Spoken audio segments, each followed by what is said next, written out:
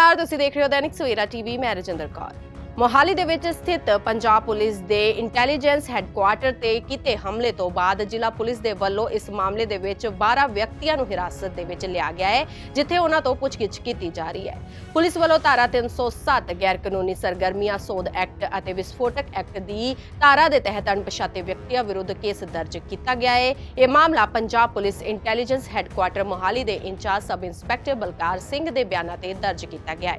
ਦੱਸ ਦਈਏ ਕਿ ਪੁਲਿਸ ਨੇ ਇਸ ਧਮਾਕੇ ਲਈ ਵਰਤੇ ਗਏ ਲਾਂਚਰ ਨੂੰ ਬਰਾਮਦ ਕਰ ਲਿਆ ਹੈ ਅਤੇ ਇਸ ਕੇਸ ਦੇ ਸਬੰਧ ਦੇ ਵਿੱਚ ਮਿਲੇ ਸਮੂਹ ਤੱਥਾਂ ਬਾਰੇ ਬਾਰੀਕੀ ਨਾਲ ਛਾਣਬੀਣ ਕਰਕੇ ਇਸ ਕੇਸ ਨੂੰ ਜਲਦੀ ਹੱਲ ਕਰਨ ਦਾ ਦਾਅਵਾ ਕੀਤਾ ਹੈ। ਸਰਕਾਰੀ ਅਤੇ ਪੰਚਾਇਤੀ ਜ਼ਮੀਨਾਂ ਨੂੰ ਨਜਾਇਜ਼ ਕਬਜ਼ਿਆਂ ਤੋਂ ਮੁਕਤ ਕਰਵਾਉਣ ਦੇ ਲਈ ਮਾਨ ਸਰਕਾਰ ਨੇ ਮੁਹਿੰਮ ਤੇਜ਼ ਕਰ ਦਿੱਤੀ ਹੈ। ਇਸੇ ਦੇ ਚੱਲਦੇ ਕੈਬਨਿਟ ਮੰਤਰੀ ਕੁਲਦੀਪ ਸਿੰਘ ਧਾਲੀਵਾਲ ਨੇ ਸਾਹਨੇਵਾਲ ਦੇ ਪਿੰਡ ਮੰਡ ਚੌਂਤਾ ਦਾ ਦੌਰਾ ਕੀਤਾ। ਇਸ ਦੌਰਾਨ ਉਹਨਾਂ ਨੇ 60 ਏਕੜ ਸਰਕਾਰੀ ਜ਼ਮੀਨ ਨੂੰ ਨਜਾਇਜ਼ ਕਬਜ਼ੇ ਤੋਂ ਮੁਕਤ ਕਰਵਾਇਆ ਹੈ। ਇਸ ਮੌਕੇ ਕੁਲਦੀਪ ਧਾਲੀਵਾਲ ਨੇ ਕਿਹਾ ਕਿ ਸਰਕਾਰ ਵੱਲੋਂ ਸਰਕਾਰੀ ਜ਼ਮੀਨਾਂ ਤੋਂ ਨਜਾਇਜ਼ ਕਬਜ਼ੇ ਛੁਡਾਉਣ ਦੀ ਮੁਹਿੰਮ ਚਲਾਈ ਗਈ ਹੈ, ਜਿਸ ਨੂੰ ਭਰਵਾਂ ਹੁੰਗਾਰਾ ਮਿਲ ਰਿਹਾ ਹੈ। ਖੁਸ਼ੀ ਦੀ ਗੱਲ ਹੈ ਕਿ ਕਈ ਲੋਕ ਆਪ ਮੁਹਾਰੇ ਸਰਕਾਰੀ ਜ਼ਮੀਨਾਂ ਤੋਂ ਕਬਜ਼ਾ ਛੱਡ ਰਹੇ ਨੇ। ਉਹਨਾਂ ਕਿਹਾ ਕਿ ਸਰਕਾਰੀ ਜ਼ਮੀਨਾਂ ਛੁਡਾਉਣ ਦੇ ਨਾਲ ਸਰਕਾਰ ਦੀ ਆਮਦਨ ਦੇ ਵਿੱਚ ਵਾਧਾ ਹੋਵੇਗਾ। ਅੱਜ ਇੱਥੇ ਜ਼ਮੀਨ ਦਾ ਕਬਜ਼ਾ ਜਿਹੜਾ ਕਰੀਬ 60 ਕਿੱਲੇ ਸਾਡੇ ਅਫਸਰਾਂ ਨੇ ਮਤਲਬ ਛੁਡਾਇਆ। ਅਸੀਂ ਸਾਡੇ ਮਾਨਯੋਗ ਮੁੱਖ ਮੰਤਰੀ ਸਰਦਾਰ ਭਗਵੰਤ ਸਿੰਘ ਮਾਨ ਜੀ ਦੇ ਦਿਸ਼ਾ ਨਿਰਦੇਸ਼ਾਂ ਦੇ ਉੱਤੇ ਪੰਜਾਬ ਦੇ ਅੰਦਰ ਜਿਹੜੀਆਂ ਲੋਕਾਂ ਨੇ ਪੰਚਾਇਤੀ ਜ਼ਮੀਨਾਂ ਤੇ ਸਰਕਾਰੀ ਜ਼ਮੀਨਾਂ ਤੇ ਨਜਾਇਜ਼ ਕਬਜ਼ੇ ਕੀਤੇ ਉਹਦੇ ਛੁਡਾਉਣ ਦੀ ਇੱਕ ਮੁਹਿੰਮ ਜਿਹੜੀ ਆ ਉਹ ਜਾਰੀ ਕੀਤੀ ਹੈ, ਸ਼ੁਰੂ ਕੀਤੀ ਹੈ ਔਰ ਉਹਨੂੰ ਬਹੁਤ ਵਧੀਆ ਰਿਸਪੌਂਸ ਜਿਹੜਾ ਪੰਜਾਬ ਦੇ ਵਿੱਚ ਮਿਲ ਰਿਹਾ।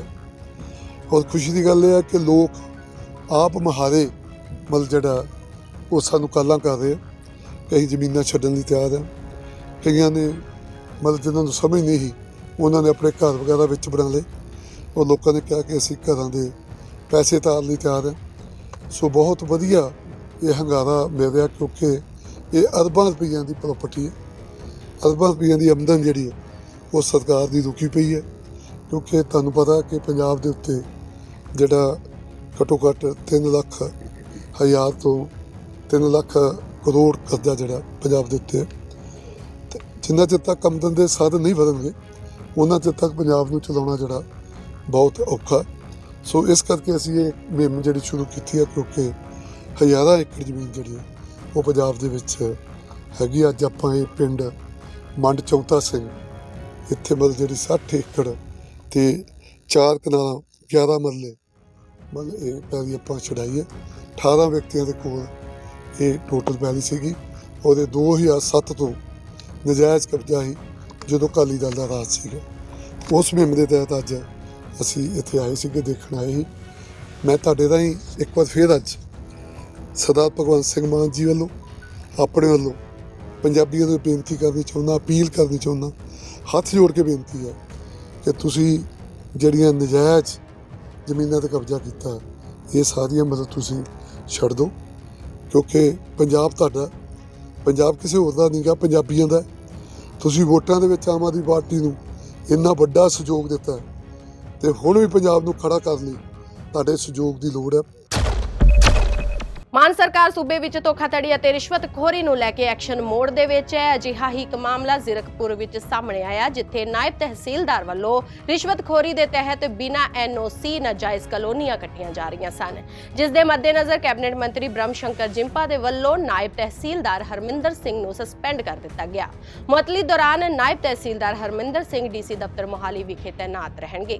ਦੱਸ ਦਈਏ ਕਿ ਮਾਨ ਸਰਕਾਰ ਦੇ ਵੱਲੋਂ ਸੂਬੇ ਦੇ ਵਿੱਚ ਰਿਸ਼ਵਤਖੋਰੀ ਅਤੇ ਭ੍ਰਿਸ਼ਟਾਚਾਰ ਨੂੰ ਖਤਮ ਕਰਨ ਦੇ ਲਈ ਮੁਹਿੰਮ ਵਿੱਢੀ ਗਈ ਹੈ, ਜਿਸ ਦੇ ਤਹਿਤ ਹੀ ਇਹ ਕਾਰਵਾਈ ਕੀਤੀ ਗਈ ਹੈ। ਸ਼੍ਰੋਮਣੀ ਅਕਾਲੀ ਦਲ ਦੇ ਸੀਨੀਅਰ ਆਗੂ ਬਿਕਰਮ ਸਿੰਘ ਮਜੀਠੀਆ ਦੇ ਵਕੀਲ ਅਰਸ਼ਦੀਪ ਸਿੰਘ ਕਲੇਰ ਨੇ ਸੁਪਰੀਮ ਕੋਰਟ ਵੱਲੋਂ ਮਜੀਠੀਆ ਮਾਮਲੇ ਦੇ ਵਿੱਚ ਦਿੱਤੇ ਗਏ ਫੈਸਲੇ ਦਾ ਸਵਾਗਤ ਕੀਤਾ ਹੈ। ਉਹਨਾਂ ਕਿਹਾ ਕਿ ਸੁਪਰੀਮ ਕੋਰਟ ਨੇ ਬਹੁਤ ਹੀ ਜਾਇਜ਼ ਫੈਸਲਾ ਸੁਣਾਇਆ ਹੈ। ਸੁਪਰੀਮ ਕੋਰਟ ਨੇ ਮਜੀਠੀਆ ਨੂੰ ਆਪਣਾ ਪੱਖ ਹਾਈ ਕੋਰਟ ਦੇ ਵਿੱਚ ਰੱਖਣ ਦੇ ਲਈ ਕਿਹਾ ਹੈ। ਉਹਨਾਂ ਦੀ ਪਹਿਲਾਂ ਤੋਂ ਹੀ ਮੰਗ ਹੈ ਕਿ ਮਾਣਯੋਗ ਹਾਈ ਕੋਰਟ ਵਿੱਚ ਹੀ ਇਸ ਦਾ ਫੈਸਲਾ ਹੋਵੇ ਕਿਉਂਕਿ ਹਾਈ ਕੋਰਟ ਵਿੱਚ ਹੀ ਇਸ ਕੇਸ ਨਾਲ ਸੰਬੰਧਿਤ ਸਾਰੇ ਪੇਪਰ ਅਤੇ ਸਬੂਤ ਪਏ ਹੋਏ ਨੇ। ਉਹਨਾਂ ਆਸ ਪ੍ਰਗਟਾਈ ਹੈ ਕਿ ਸਾਰੇ ਸਬੂਤਾਂ ਨੂੰ ਦੇਖਣ ਤੋਂ ਬਾਅਦ ਹੀ ਮਜੀਠੀਆ ਬੇਕਸੂਰ ਹੋਰ ਪਾਏ ਜਾਣਗੇ। ਦੱਸ ਦਈਏ ਕਿ ਮਜੀਠੀਆ ਦੇ ਵੱਲੋਂ ਉਹਨਾਂ ਦੇ ਖਿਲਾਫ ਦਰਜ FIR ਰੱਦ ਕਰਨ ਦੀ ਮੰਗ ਨੂੰ ਲੈ ਕੇ ਸੁਪਰੀਮ ਕੋਰਟ ਦੇ ਵਿੱਚ ਪਟੀਸ਼ਨ ਦਾਇਰ ਕੀਤੀ ਗਈ ਸੀ, ਪਰ ਸੁਪਰੀਮ ਕੋਰਟ ਦੇ ਵੱਲੋਂ ਬੀਤੇ ਦਿਨ ਦੇ ਕੇਸ ਰੱਦ ਕਰਨ ਤੋਂ ਇਨਕਾਰ ਕਰ ਦਿੱਤਾ ਗਿਆ। ਅੱਜ ਸਰਦਾਰ ਵਿਕਰਮ ਸਿੰਘ ਮਜੀਠੀਆ ਸਾਹਿਬ ਦੇ ਕੇਸ ਦੇ ਵਿੱਚ ਸੁਪਰੀਮ ਕੋਰਟ ਦਾ ਇੱਕ ਬਹੁਤ ਹੀ ਜਾਇਜ਼ ਤੇ ਨਿਆਂਪੂਰਵਕ ਫੈਸਲਾ ਆਇਆ ਹੈ, ਜਿੱਥੇ ਉਹਨਾਂ ਨੇ ਸਰਦਾਰ ਵਿਕਰਮ ਸਿੰਘ ਮਜੀਠੀਆ ਨੂੰ ਆਪਣਾ ਪੱਖ ਮਾਣਯੋਗ ਪੰਜਾਬ ਤੇ ਹਰਿਆਣਾ ਹਾਈ ਕੋਰਟ ਦੀ ਡਿਵੀਜ਼ਨ ਬੈਂਚ ਅੱਗੇ ਰੱਖਣ ਲਈ ਕਿਹਾ।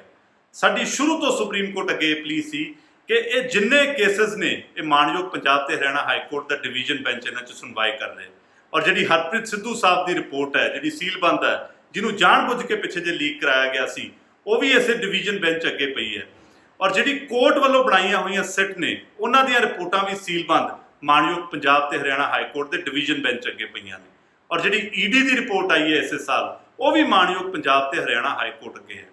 ਸੋ ਇਹ ਕੇਸ ਦਾ ਫੈਸਲਾ ਸਾਰੇ ਤੱਥਾਂ ਨੂੰ ਵਾਚਣ ਤੋਂ ਬਾਅਦ ਹੀ ਹੋ ਸਕਦਾ ਹੈ।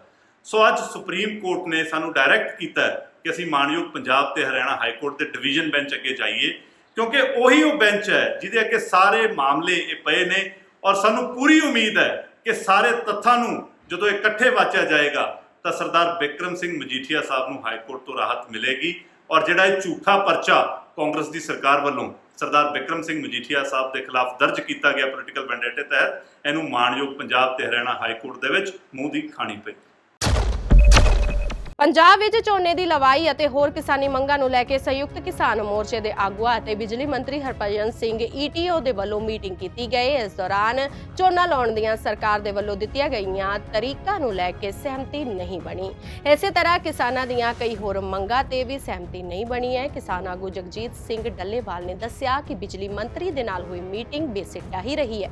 ਝੋਨੇ ਦੀ ਲਵਾਈ, ਬਿਜਾਈ ਦੇ ਮੀਟਰਾਂ ਦਾ ਲੋਡ ਅਤੇ ਕਈ ਹੋਰ ਕਿਸਾਨੀ ਮੰਗਾਂ ਨੂੰ ਲੈ ਕੇ ਸਰਕਾਰ ਨਾਲ ਸਹਿਮਤੀ ਨਹੀਂ ਬਣੀ। ਉਹਨਾਂ ਚੇਤਾਵਨੀ ਦਿੰਦਿਆਂ ਕਿਹਾ ਕਿ ਸੰਯੁਕਤ ਕਿਸਾਨ ਮੋਰਚੇ ਦੇ ਵੱਲੋਂ 17 ਮਈ ਨੂੰ ਚੰਡੀਗੜ੍ਹ ਵਿਖੇ ਸੂਬਾ ਪੱਧਰੀ ਧਰਨਾ ਦਿੱਤਾ ਜਾਵੇਗਾ। ਉਹਨਾਂ ਕਿਸਾਨਾਂ ਨੂੰ ਅਪੀਲ ਕੀਤੀ ਹੈ ਕਿ ਇਸ ਧਰਨੇ ਦੇ ਵਿੱਚ ਵੱਡੀ ਗਿਣਤੀ ਦੇ ਵਿੱਚ ਪਹੁੰਚੋ ਤਾਂ ਕਿ ਆਪਣੀਆਂ ਮੰਗਾਂ ਮਨਵਾਉਣ ਦੇ ਲਈ ਸਰਕਾਰ ਤੇ ਦਬਾਅ ਬਣਾਇਆ ਜਾ ਸਕੇ। ਅੱਜ ਪਾਵਰਕਾਮ ਦੇ ਚੇਅਰਮੈਨ ਤੇ ਨਾਲ ਮੰਤਰੀ ਜੀ ਬੈਠੇ ਸੀਗੇ, ਬਿਜਲੀ ਮੰਤਰੀ ਔਰ ਉਹਨਾਂ ਦੇ ਅਧਿਕਾਰੀ ਸਾਹਿਬਾਨ ਸੀਗੇ, ਉਹਨਾਂ ਨਾਲ ਮੀਟਿੰਗ ਹੋਈ ਹੈ ਲਗਾਤਾਰ 2 ਘੰਟਿਆਂ ਦੇ ਕਰੀਬ। ਲੇਕਿਨ ਸਾਡੀ ਜਿਹੜੀ ਮੇਜਰ ਮੰਗਾਂ ਨੇ ਉਹਨਾਂ ਦੇ ਉੱਤੇ ਮੈਨੂੰ ਲੱਗਿਆ ਅੱਜ ਦੀ ਮੀਟਿੰਗ ਦੇ ਵਿੱਚ ਕੋਈ ਬਹੁਤੀ ਵਧੀਆ ਸਹਿਮਤੀ ਬਣਦੀ ਨਜ਼ਰ ਨਹੀਂ ਆਈ।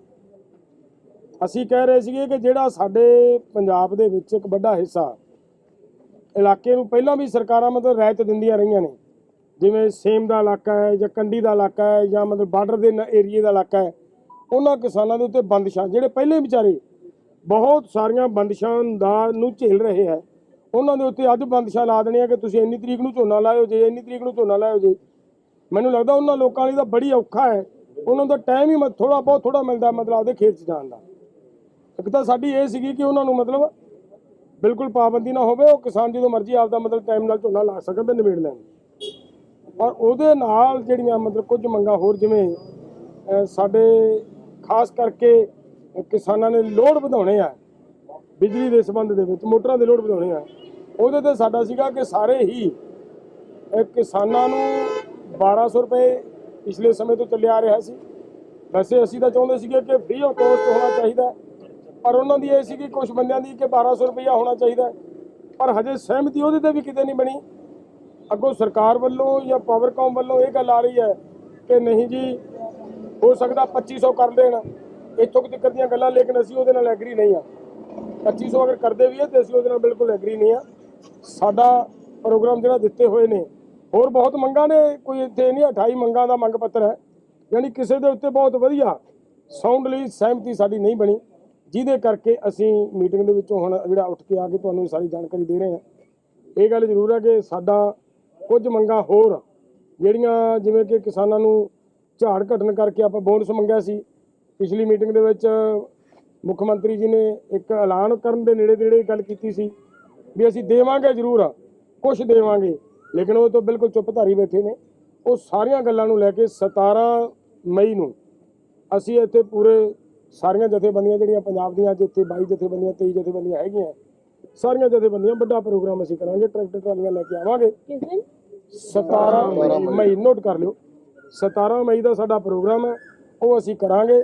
ਔਰ ਉਹਦੇ ਪ੍ਰਤੀ ਮਤਲਬ ਅਸੀਂ ਕਿਸਾਨਾਂ ਨੂੰ ਵੀ ਅਪੀਲ ਕਰਾਂਗੇ ਕਿ ਭਾਈ 17 ਮਈ ਆਪਣੇ ਇਹਨਾਂ ਮਸਲਿਆਂ ਨੂੰ ਲੈ ਕੇ, ਬਿਜਲੀ ਦੇ ਮਸਲਿਆਂ ਨੂੰ ਲੈ ਕੇ, ਕਿਸਾਨੀ ਦੇ ਮਸਲਿਆਂ ਨੂੰ ਲੈ ਕੇ, ਤੁਹਾਡੇ ਬੋਨਸ ਦੇ ਮਸਲਿਆਂ ਨੂੰ ਲੈ ਕੇ, ਜੇ ਤੁਗਾਂ ਕਹੀਏ ਭਾਖੜਾ ਬਿਆਸ ਮੈਨੇਜਮੈਂਟ ਬੋਰਡ ਦੇ ਮੁੱਦਿਆਂ ਨੂੰ ਲੈ ਕੇ ਅਸੀਂ ਉਹ ਪ੍ਰੋਟੈਸਟ ਕਰਨ ਜਾ ਰਹੇ ਹਾਂ। ਪੰਜਾਬ ਸਰਕਾਰ ਵੱਲੋਂ ਨਸ਼ਿਆਂ ਖਿਲਾਫ ਵਿੱਢੀ ਮੁਹਿੰਮ ਤਹਿਤ ਵੱਡੀ ਕਾਰਵਾਈ ਕੀਤੀ ਗਈ। ਪੰਜਾਬ ਪੁਲਿਸ ਦੇ 2 ਮੁਲਾਜ਼ਮਾਂ ਖਿਲਾਫ NDPS ਐਕਟ ਦੇ ਤਹਿਤ ਕੇਸ ਦਰਜ ਕੀਤਾ ਗਿਆ। ਜੈਰਾਮ ਅਤੇ ਸ਼ਕਤੀ ਕੁਮਾਰ ਵਿਰੁੱਧ ਫਿਲੌਰ ਥਾਣੇ ਦੇ ਵਿੱਚ FIR ਦਰਜ ਕੀਤੀ ਗਈ ਹੈ। ਦੱਸ ਦਈਏ ਕਿ ਦੋਵੇਂ ਮੁਲਾਜ਼ਮ ਫਿਲੌਰ ਸਿਖਲਾਈ ਕੇਂਦਰ ਦੇ ਵਿੱਚ ਤੈਨਾਤ ਸਨ।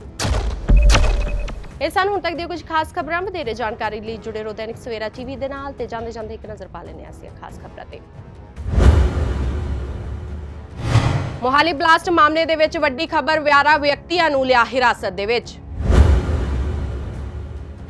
ਪੰਚਾਇਤ ਮੰਤਰੀ ਕੁਲਦੀਪ ਧਾਲੀਵਾਲ ਨੇ 60 ਏਕੜ ਜ਼ਮੀਨ ਨੂੰ ਕਬਜ਼ੇ ਤੋਂ ਛੁਡਾਇਆ।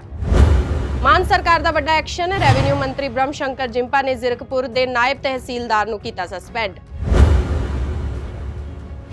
ਪੰਜਾਬ ਸਰਕਾਰ ਦੀ ਵੱਡੀ ਕਾਰਵਾਈ, ਫਿਲੌਰ ਟ੍ਰੇਨਿੰਗ ਸੈਂਟਰ 'ਚ ਤੈਨਾਤ ਪੰਜਾਬ ਪੁਲਿਸ ਦੇ 2 ਮੁਲਾਜ਼ਮਾਂ ਖਿਲਾਫ NDPS ਐਕਟ ਦੇ ਤਹਿਤ FIR ਦਰਜ।